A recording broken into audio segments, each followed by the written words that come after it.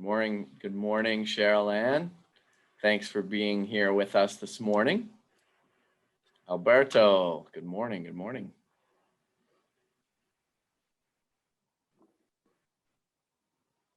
It is our pleasure that you are here, Alberto. Thanks for taking time out of your busy day to be here with us this morning.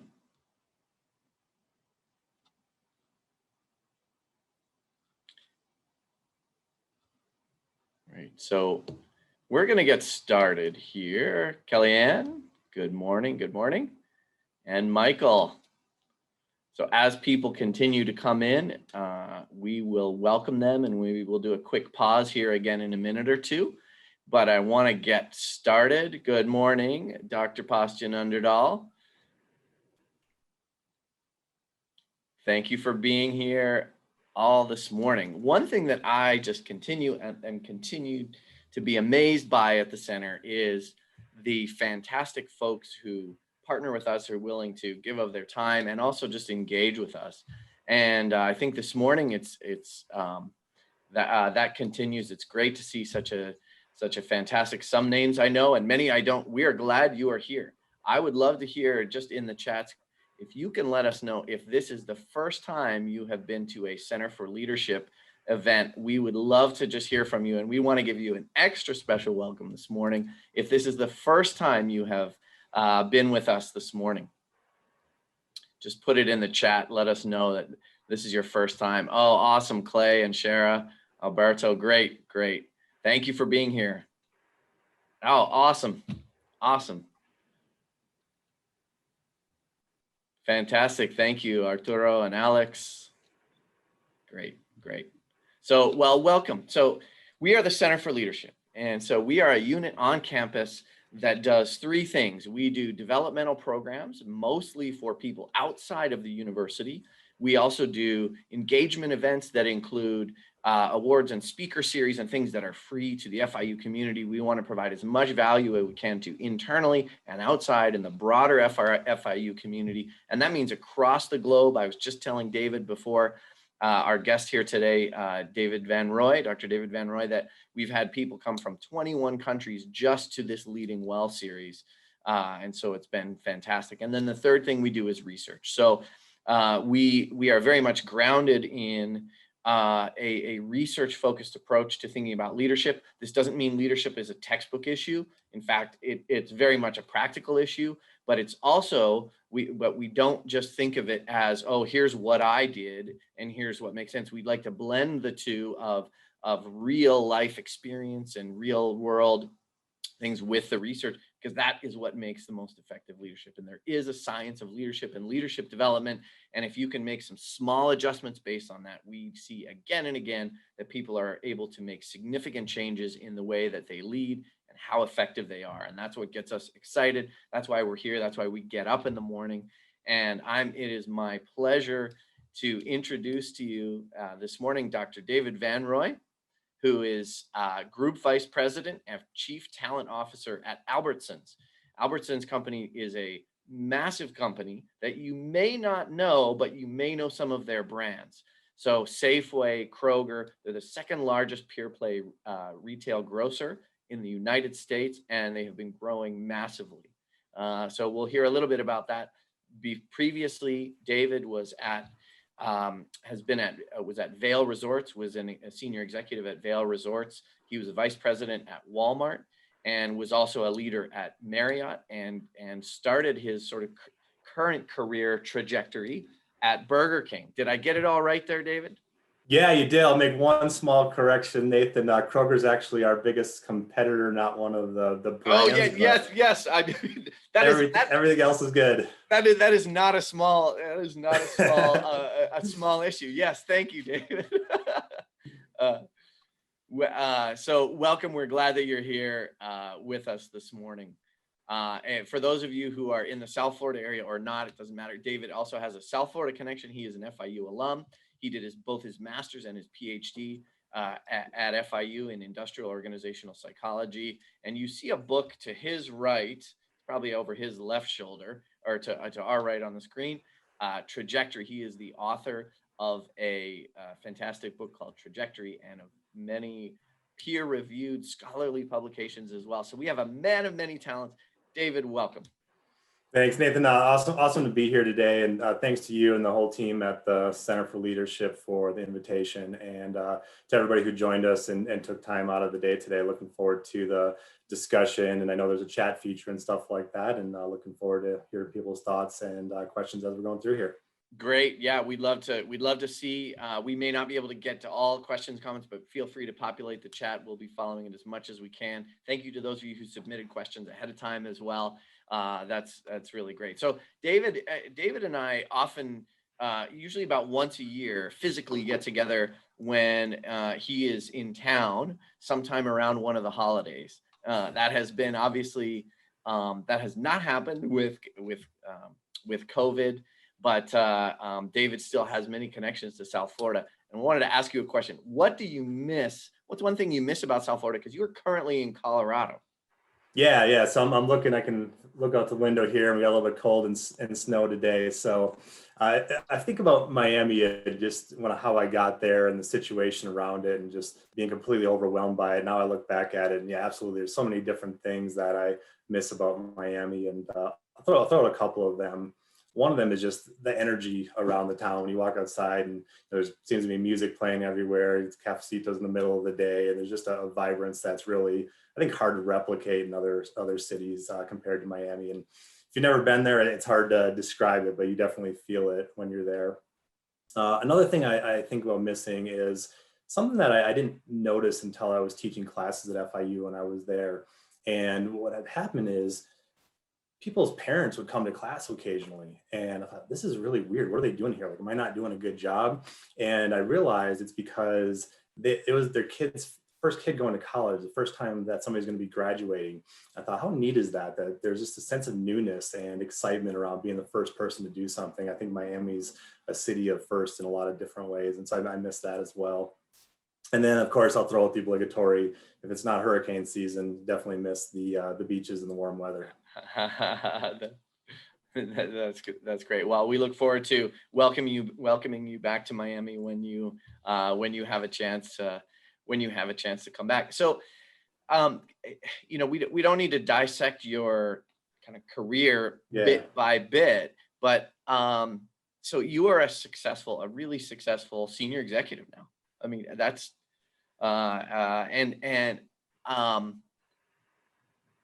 how would you have guessed this is where you would be 15 years ago? I mean, what did it look like? I mean, and how did you end up to Miami too? Because I think there's some interesting sort of stories about what this looks like, how we end up where we do. And you mind sharing just whatever you want to on that topic? Yeah, I wish I had a big grand plan and I was going to do all of these things. And I knew how it was going to work out. And the reality is I had no clue what it was. I didn't even know what industrial organizational psychology was when I got into it. I thought I was going to go be a stockbroker or something, but I also like psychology. And like a lot of us, somebody's professor had said, have you heard of this IO psychology thing? I'm like, no, what is that? And so I switched gears and went from a bachelor's in business and bachelor's into psychology to just getting a bachelor's in psychology to get down to graduate school. I also didn't have an appreciation of how hard it was to get into graduate school. And, I didn't do the research I should have done. I probably didn't have the grades I should have had in a lot of those things, and just felt really fortunate to I got into several schools, but FIU was the only place where not only did I get into the school, but I got a full stipend. So they're going to pay for school. And I think they're going to give me, $7,500 a year to live there, which I thought was like tons of cash. And so a friend of mine, my undergraduate was from Central Michigan. Actually, wasn't a friend at the time. Actually, he introduced to us by a faculty member, and he was going down to FIU as well for the legal program. So we packed up into a U-Haul, drove straight from Michigan down to Miami, nonstop in that thing. I had no money, no car, pretty much no anything at the time. But I did have a really sweet mountain bike that I was going to use to take the class every single day on campus. And unfortunately, my first week I was there, my roommate says, hey, where's your bike? And I learned really quickly, you don't leave a bike, even if locked outside in Miami. And so I had to walk to campus for the first year. I remember meeting a lot of the second, third year students, and I've still got some of the books behind me that I probably haven't opened since, but just the level of intimidation I had listening to people talk about the classes they were doing. I had no idea around the level of statistics that was going to be involved in these things. It's like, there's no way I'm going to get through this program. And Nathan, you know this, the professors tell you that. You're not going to get through this. Most people are going to fail their way out of it or quit. And when I graduated, I think I was the only person from that class that made it through there. Wow. Through that whole program. And other people came in later and things like that. But it certainly was one of those situations where I'm like, wow, this is hard. I got to really put some effort into it. And so that for me, it was just a reminder of work ethic and trying hard. And I was able to parlay that into my first corporate job, if you will, which was at Burger King down there. And what I found real quickly is just be willing to take risks, be willing to consider new ideas. What is the skill set that you had? And so the statistics, the same thing that I thought was super, super hard, and why is this even in the program, actually became one of my differentiators at Burger King, where I was able to come in and use that to demonstrate the impact of our people programs, to show the ROI of that, to connect it back to the business, and finding those different ways that you can really showcase your value to the organization. It's really interesting too, like with data analytics, right? If I can just jump, if we think about, there's this push now to being smarter and making better business decisions based on data.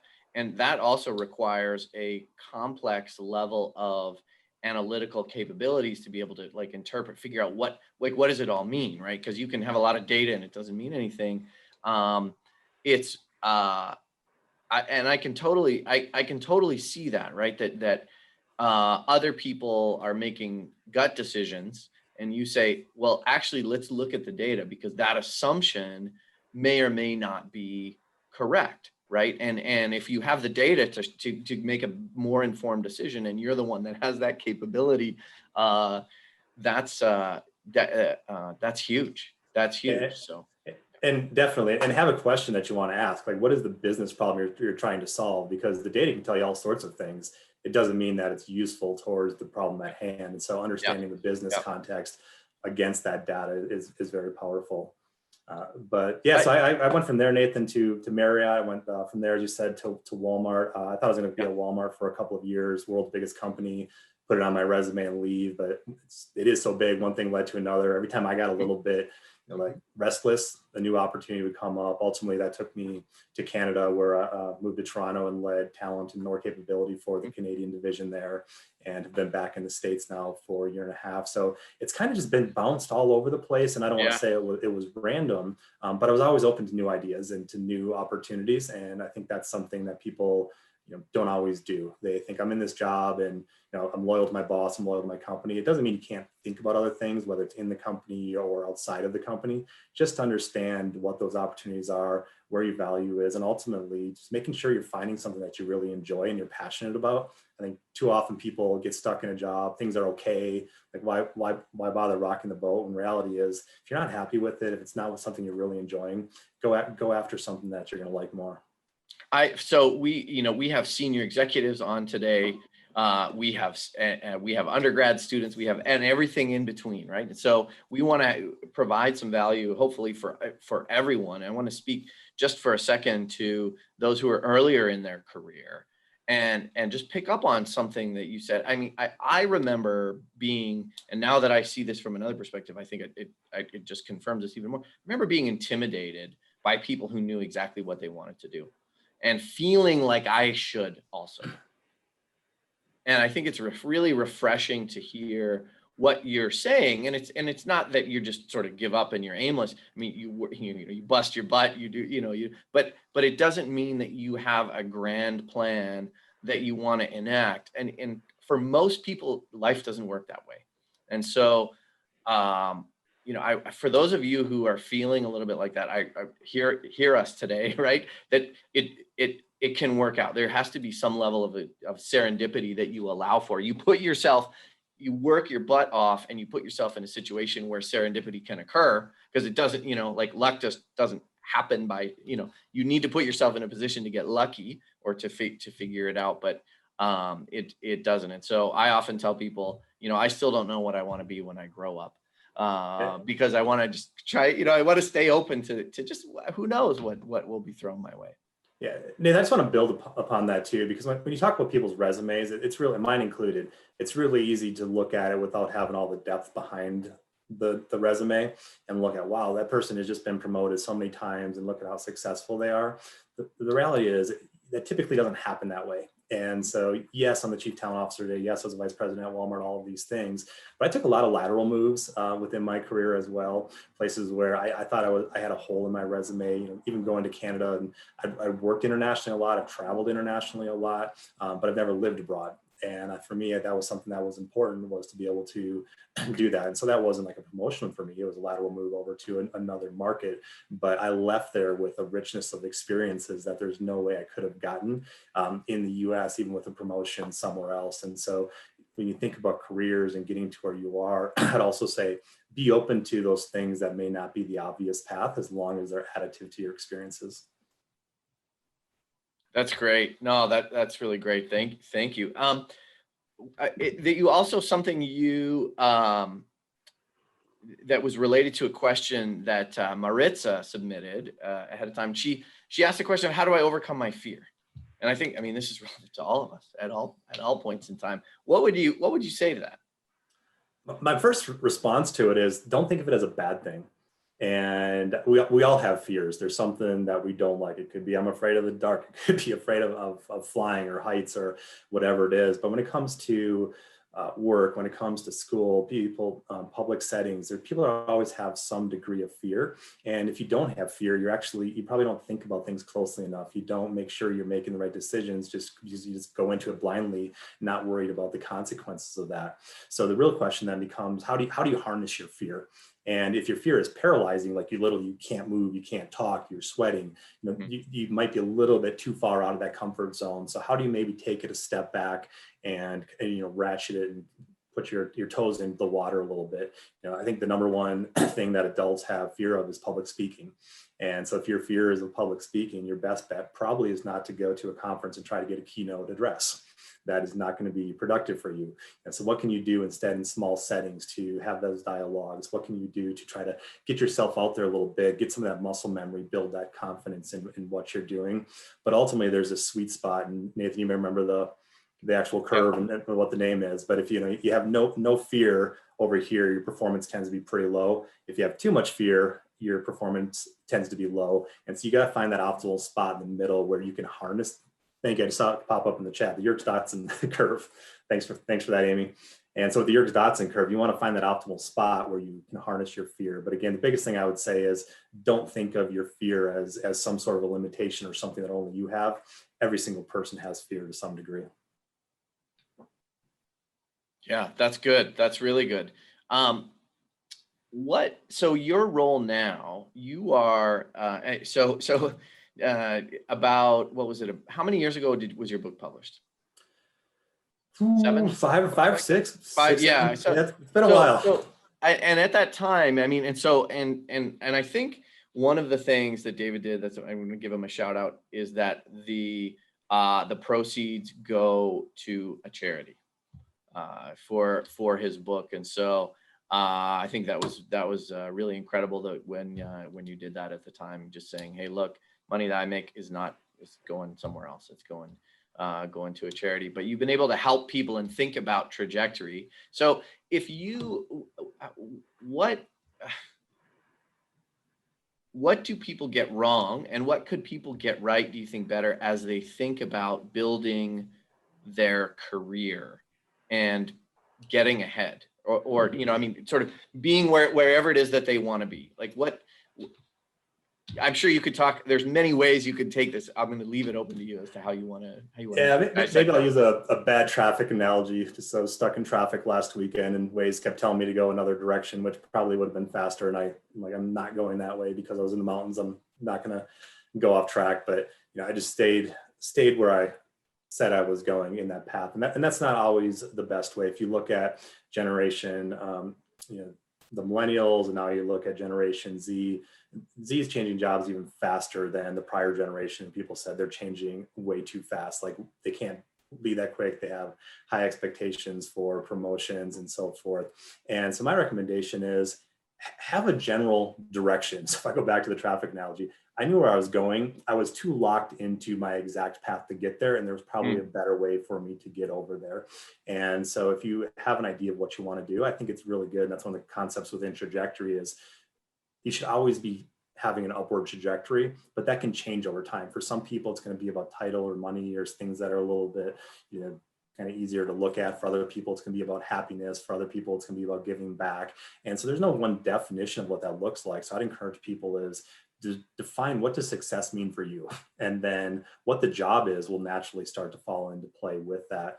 I do think when people have the tunnel vision of I want to be at this job level, I want to be in this place, it really restricts them from the best way in order to get there. And I think about all the people I've mentored, and one of my most frustrating questions I get asked is some version of, well, how do I become a director, or how do I become a vice president? And like, it's really not about becoming a title. That's an outcome of what you're doing. Tell me, what is it that you want to do? What is your passion about?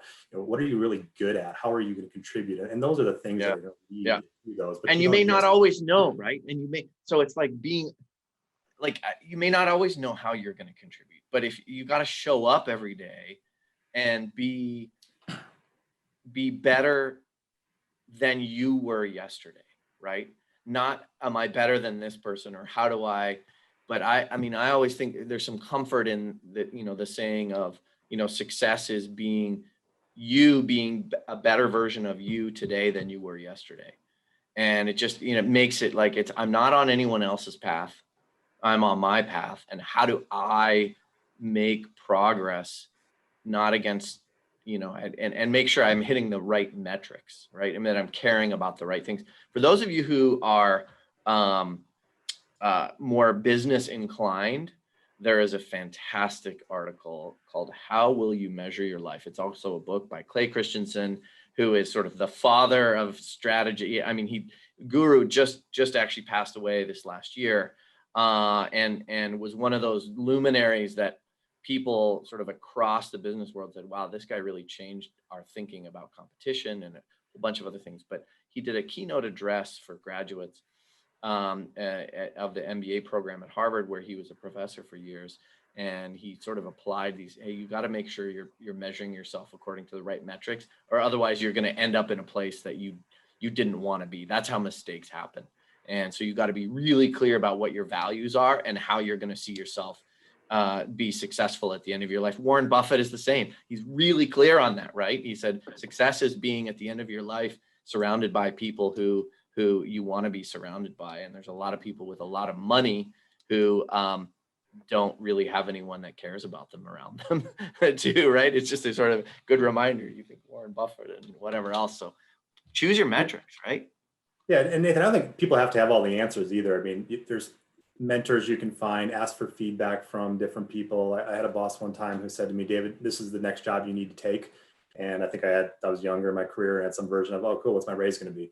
And it was, this isn't going to be your money job. You're going to get a little raise, but you're not going to make a lot more on it. But you're going to be a hell of a lot better for it. You are going to be in this job. You're going to get experiences, and then you're going to get your big raise that comes with the next one. But you need to do this first. Interesting. It's something I wouldn't have naturally probably have moved into that particular job, but he was a strong advocate for me and really facilitated that happening. And he was spot on. I accelerated tremendously as a result of that. And I think we might have a few Burger King folks on the call here as well. My last job in there was in marketing. When I started at Burger King, that was the last job I would have thought I would have ever had in there. But our head of HR at the time said, Dave, you got this analytics skills. You've done this on the people side. I need you to take those same skills and apply them on the consumer side of the business. And I wasn't in that job for a long time before going to Marriott, but the life lessons, the business lessons I got out of that were tremendous. And so those are just two examples where I certainly didn't have the answers. They weren't jobs I was even considering, but in talking to mentors, they said, hey, here's something that you should probably, think about. That's great. How do you find, so like mentoring is key, right? Key to growth. How do you find a mentor, and do you need one? Should we think of this as one mentor or mentoring? I mean, what are we getting wrong about the idea of mentoring? And when I think people should try to have more.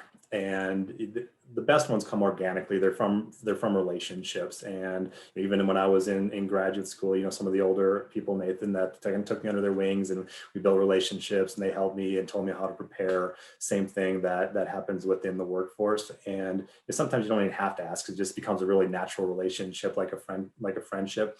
Other times, maybe there's somebody that you're observing from afar, and you admire, and you want to be able to learn from, and you don't want to like abuse that or anything, but oftentimes people are just afraid to ask. And I'm thinking of a conversation I had with a CEO one time who was telling me that people were saying, why were you getting lunch with this really, really low person in the organization? And like the person asked me, and that it's the first time somebody at that level in the organization has ever asked me to basically, give them some advice and mentor, because they were intimidated and they were afraid by it. And obviously that's a bit of an extreme example right there, but I'd say go out on a little bit of a limb. And if you're in a job or if you're in a career and you see somebody who's got a job that you're admiring, to consider that. And then mentoring is, I think, the easiest. It's thought people think about it as somebody above them, but there's a lot of things going on right now, particularly like reverse mentoring, people who are in other parts of it. Think about technology as a prime example. You have a lot of senior leaders who are trying to understand, like, what's this whole new world of, I say new, Amazon's been around a while, but you know what I mean? This new skill set of agile thinking, omni-channel, and all these different stuff. And what do I need to know about zero trust cybersecurity? I didn't even know of that. Yeah. How do I create a social media presence so I can get my company's message out there? I don't know. I don't want to do that. And so you're seeing the inverse of that now too, where people are dipping down into the organization, trying to find people that have skill sets that, weren't necessary 5-10 years ago, when these people were at that level as they were moving up in the organization. So the biggest thing for me on mentoring is, don't think of it as an upward thing. Think about it as, how can you together, it's not a one-way street, how can you together mutually help each other grow in your development? So and I think that it's really important too, because it also cues this idea that you should, so mentoring, it's about like community building to get ideas and insights and perspectives, right? And so that means that you should have mentors still as well. And it's not, you should have mentors who are CEOs, but like everyone needs people around them who they can bounce ideas off of, who they can get advice from. We need to build community, and you don't do that by being a jerk, do you?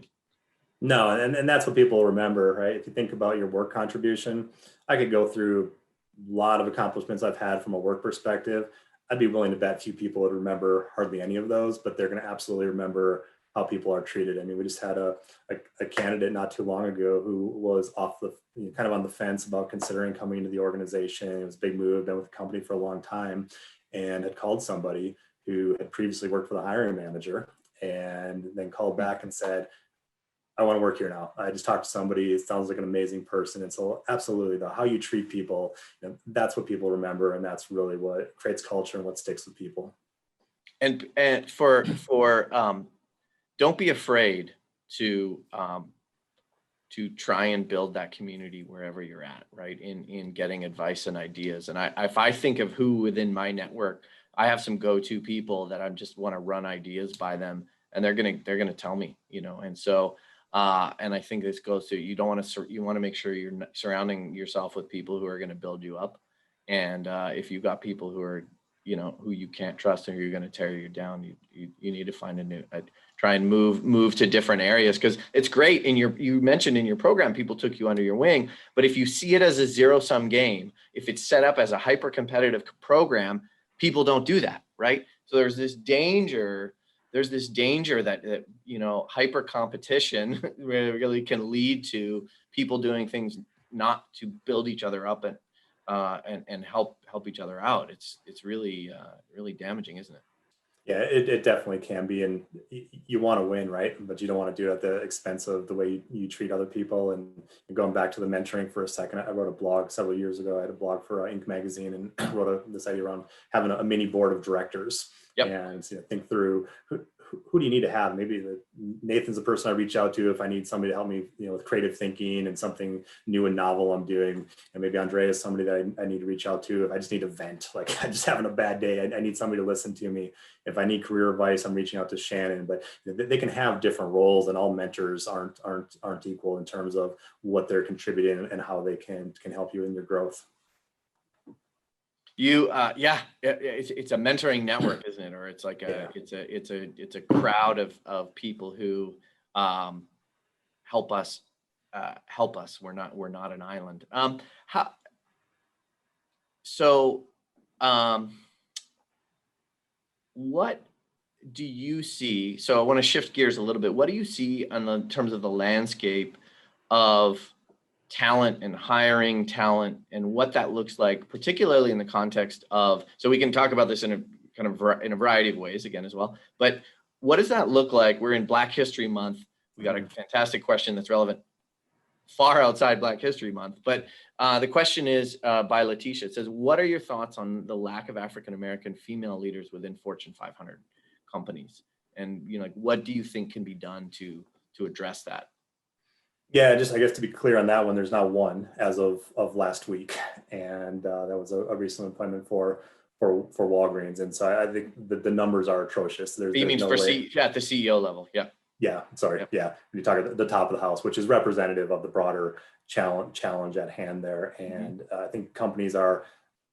It's kind of been a flavor of the day for a while, where it comes in, it goes, something kind of peaks, and then it disappears for a while, and if something happens externally, and it comes back up. For all the bad that there was last year in particular, I think it's here to stay right now. That companies are taking it seriously. They're doing a lot more about it.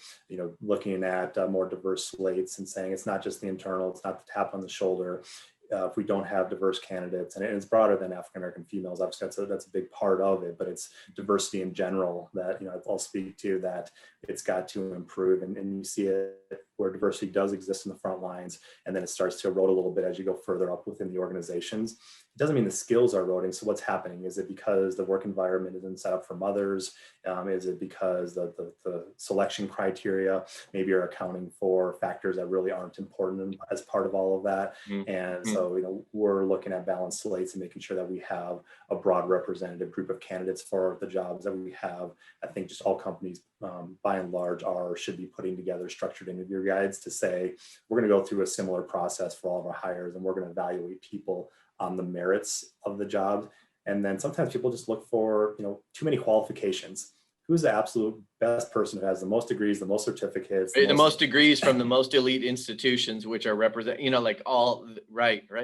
And yeah, that matters to an extent, but ultimately that's not going to be the biggest thing that matters. So it's kind of like, okay, let's get to the equal playing field and saying all of these people can now do the job that are in this pool of candidates. Who's the best amongst them that we think is going to fit within the culture? They're going to be able to deliver the job. They're going to be a great leader of others people. And there's all of those intangibles that need to be considered as part of these hiring decisions. And so I think we're slowly trending in the right direction as a business community at large, but slow right now is not sufficient. We need to move a lot faster on this, because the numbers over the last 5 to 10 years, despite a lot of efforts, haven't necessarily changed significantly in a lot of places. It's been there's been a huge, for those of you who are part of the FIU community, you might be starting to see it. And I have a little bit of an internal perspective. I sit on one of the committees, but there's been massive amounts of work being done in a way that is really saying, we've got to get this, we've got to do better, we've got to keep doing better. And it's easy for a university or for a place like FIU or a place in Miami to say, oh, we already have diversity, but that's it. Everyone is prone to some of these unconscious biases and other subtle things that are making the playing field not level. And so it's been really encouraging, and I think just right on to see the extent to which President Rosenberg has really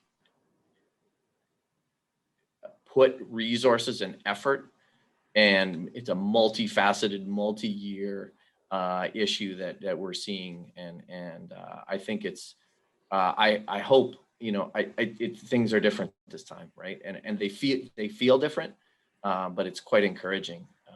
And Nathan, I must also say too, it's there's the diversity component of it, and equally, if not more important, is the inclusion side of it. And so companies can promote people, they can hire people, but if they're not creating the right environment, people aren't going to stay. They're going to say, this is just focusing on the numbers. It's not actually focusing on, the right solution overall. And so making sure that people have a voice, people from different backgrounds and perspectives are able to contribute, and that everybody feels welcome. And because if you don't have that inclusive environment, all of the diversity stuff doesn't work. And so you can't lose sight of that.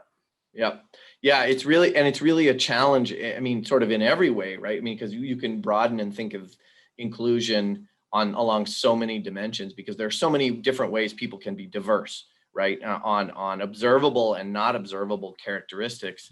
And it's really one of the challenges of leadership, isn't it? In the world, in our country in particular right now, of how do you get the best out of people by making sure that you are lifting them up and including them in the right ways, really, isn't it?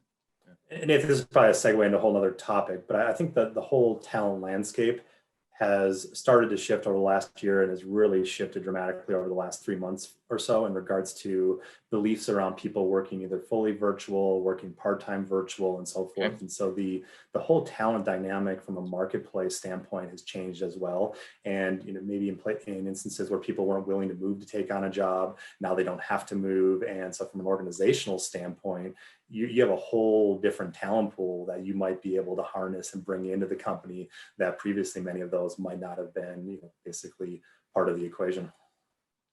So what are the trends that you're seeing in the last number of months as it relates to talent, and maybe some of the specific challenges you're facing at Albertsons? I know you shared with them a few of those related to pharmacists, technicians, and things like that. What are sort of macro trends, and then maybe you can speak, if you can, to a few things at Albertsons as well, as much as you're able to share. Well, you're seeing the trend that I just alluded to, which is companies saying we're not going back to the way it was. And I think there was this belief previously that, well, if we worked virtually or we didn't have a fully office environment, that people aren't going to work as well. But they thought, well, maybe the good people will actually do well and the bad people won't. And COVID has forced companies to test that hypothesis. And I think that's actually what's borne itself out is good people are still going to work hard. They're still going to do a good job, and your underperformers still aren't going to do a good job. And so people have really stepped up and probably even done more in this virtual environment than they have, just to prove that they could do it. And companies, I would say on the West Coast in particular, and working its way across the country, are saying, we're going to go to a multi-pronged approach where you can come into the office, maybe come in certain days of the week, maybe everybody comes in one day a week. In other cases, you can work fully virtual, and it's just completely changed the landscape. The interviewing process is a place where it's really, I would say, completely different than over the last year, Nathan. If I take my job, if you would have told me 12 months ago I could interview fully virtual, could never meet my boss in person, never meet anybody in person, and still get this job, I would have thought you were crazy. But that's what's happening, and you're seeing it happen from the C-suite on down, where it was unheard of to not bring people in person, and it's made that process a lot easier because scheduling is not as complicated, travel isn't as different, and you're seeing more and more access now to candidates that were previously off the table. So I think that's going to be a big one. I think a lot about culture and how to maintain a strong culture in a distributed work environment more, whereas when you're on site, maybe you're having a baby shower, maybe there's a birthday or an anniversary or just a happy hour. There's so many different things that you can do in person that are a little bit more challenging. Like I fear any invitation for a Zoom happy hour. I think they're the most boring things in the world. I get we did them for a while, but I want to be together. I want to be talking. I want to have a group, and I want to do those things in a certain way. And so trying to still have that strong sense of culture and team is going to be something that's really, really going to be important to try to foster. Is it harder? Do you see it harder for people? And so this, I think, for folks who have a choice about whether and when to come in, remote versus not, what advice do you have for people about trying to make that call when there's, presuming it's safe, but if there's flexibility, right? Yeah, I think it's really got to be dependent upon them and the organization. I'm not sure there's a one size fits all answer there because it is a little bit different. I mean, I was talking to somebody recently where she's got the little blurred background on her Teams meeting, and behind her is her young child, in the playpen that you can't see because it's blurred out on that. But in her particular situation, it's awesome. She doesn't have to worry about daycare drop off and everything else. Yeah. In other cases, I've talked to a lot of people who they want to go back to the office. Like, please get me out of the home. I miss being there. I miss the commute. And so I think it's a very company specific and individualized answer of what works for you and what works for your company. Because there's certain jobs like I think about product development. Product development is hard to do virtually because you have to touch things, feel things, taste things. Whereas if you're an engineer and you're doing back-end coding, you probably don't need to be in the office in the same way somebody who's building a product does. Right. And just to be clear here, what we're talking about, and I think our bias is that we're often talking about people who have white collar jobs that can be done remotely. I want to just put, and you see this, of course, obviously in a real way, at least 50% of the jobs in the US cannot be done virtually. Right. Yep. So, I mean, you need someone to stock the grocery store shelves, right? So you can't do that virtually. Right. So there's, I just want to acknowledge the fact here we're talking about a subset, and I don't want to ignore the fact that, of course, there are people who have no choice but to be on the front lines. And good point. Absolutely. In a variety of ways. And so I'm curious as to your thoughts specifically around whether how important FaceTime will be moving forward, because historically people who have not come in have had a slower trajectory.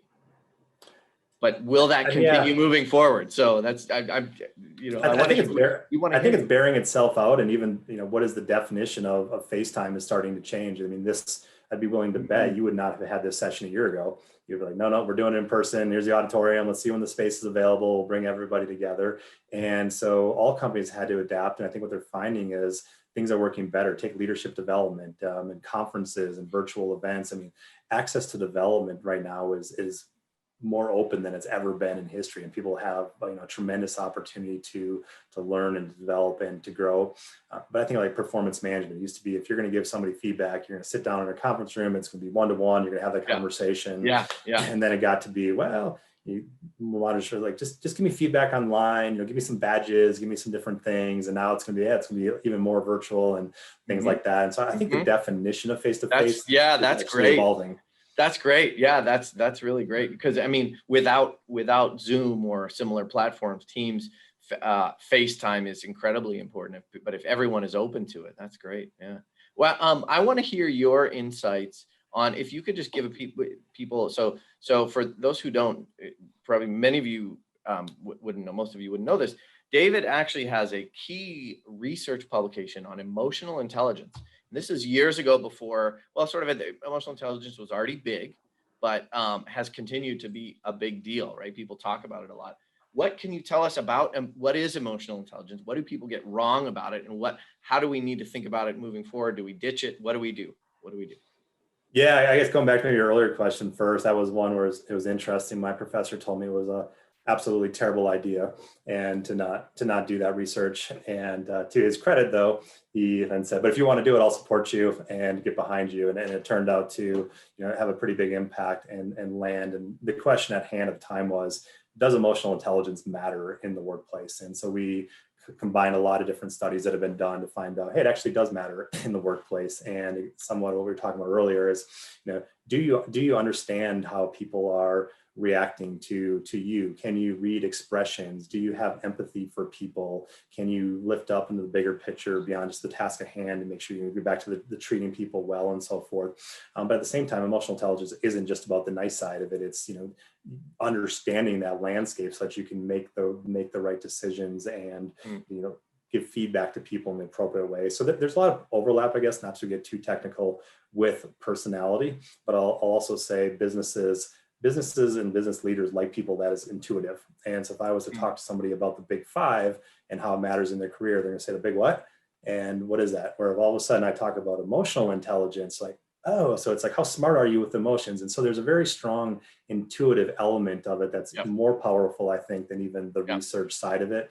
And it's really effective for coaching. It resonates with people. And so I do say it in some form, continuing to have a strong place within the workforce. And it is So valuable, in my I opinion. think I think where people get it wrong, what I see, and so I'd like to hear your take, is that they refer to it as anything that's not cognitive ability, and they sort of put it all in, well, it's emotional intelligence. And so emotional intelligence is around using, managing, understanding, interpreting emotions in the context of, right, of interactions and yourself, but it's not a bunch of other things that just don't happen to be cognitive smarts, right? So it's like it's valuable as long as we don't have scope creep, right? I guess.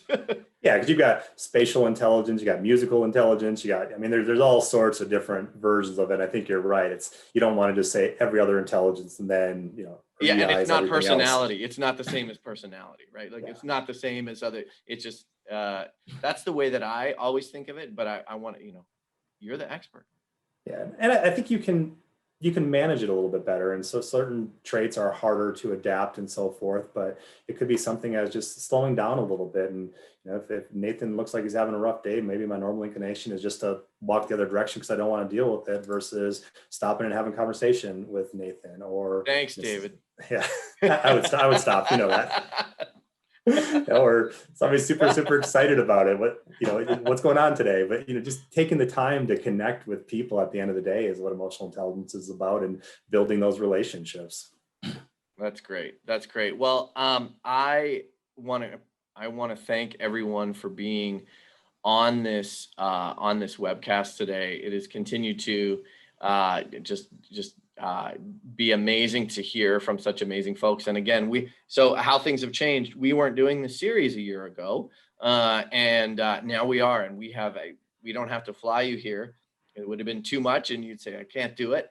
But we were able to, in the midst of even though you were working till very late last night and you have a crazy day, we really appreciate your time and energy and devoting to your willingness to share with us here today. So it's fantastic, always interesting to learn from you and hear about some of the trends that are happening.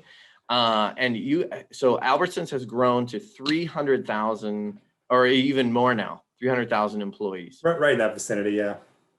And so what's your biggest challenge moving forward as we think about wrapping up? I mean, on the work front, and not necessarily personally, but in terms of what things you're tackling right now.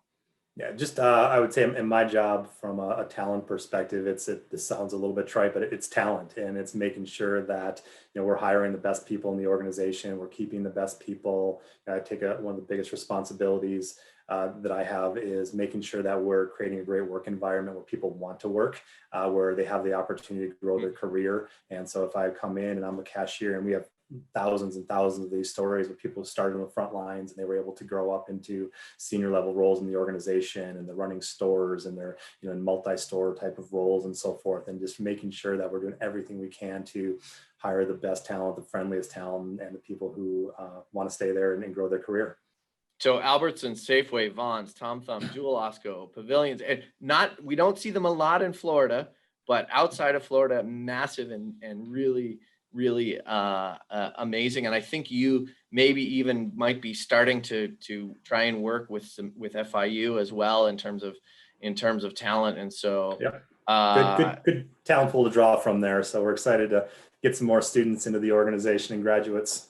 Oh, that's great. Well, thanks again for your time, David. Really appreciate it. And thank you all. Thank you everyone for being here. It's been great to see the chats come in and the questions ahead of time and continued engagement. We value you and your time. Thanks for being part of this. Dr. David Van Rooy, author of Trajectory and amazing senior executive at Albertsons. Thank you for being all with us here today. And we will see you on our next. Keep a lookout. Follow us at #FIULead. We're on Instagram. We're on Facebook. We're on LinkedIn. We are everywhere. Coming soon to Clubhouse. Look for us there for a launch soon, and we will talk to you all later. Don't hesitate to get in touch with us. We will also provide a way to get in touch with David. He may not respond because he's got a million other things, but he is an amazing guy. So I'm sure he will. Thank you all for being here today. Thanks, everyone. And keep up the awesome work, Nathan and team. It was great to be here today. And you guys are doing great with these and everything else with the center over there. Thank you. Thanks, David.